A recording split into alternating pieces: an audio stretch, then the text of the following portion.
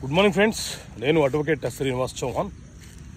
మిత్రులారా, ఏదైనా ఒక agriculture land, non agriculture land కొనుగోలు చేయడం కంటే ముందు మనము సాధారణంగా అగ్రిమెంట్ ఆఫ్ సేల్ చేసుకుంటాము. అగ్రిమెంట్ ఆఫ్ సేల్ చేసుకున్న తర్వాత కొంత సమయం తీసుకొని sale deed through registered sale deed ద్వారా ఆ ప్రాపర్టీని కొనుగోలు చేస్తాం. అంటే రిజిస్ట్రేషన్ ఆఫీస్లో ఆ డాక్యుమెంట్ని రిజిస్ట్రేషన్ చేసుకుంటాం.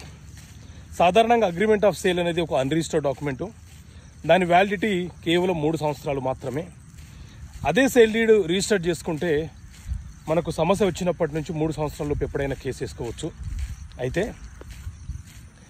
ఏదైనా ఒక ప్రాపర్టీ కొనుగోలు చేసేటప్పుడు సేల్ డీడ్లో మనం పెట్టుకోవాల్సిన కండిషన్స్ ఏంటి అని అంటే, అమ్మకందారుడు నాకు అమ్మడం కంటే ముందు ఎవరితోనూ అగ్రిమెంట్ చేసుకోలేదు, ఎవరికి వీలునామా రాయలేదు, ఎవరి వద్ద ఈ ప్రాపర్టీ తాకట్టు పెట్టలేదు, మార్టిగేజ్ పెట్టలేదు, దీని మీద నాకు సర్వ హక్కులు ఉన్నాయి, నా తర్వాత నా పిల్లలకు కూడా ఈ ప్రాపర్టీ మీద హక్కులు లేవనే అంశాలను ప్రస్తావిస్తూ మీరు సేల్ డీడ్ని డ్రాఫ్ట్ చేసుకొని కొనుగోలు చేసుకోవాలి.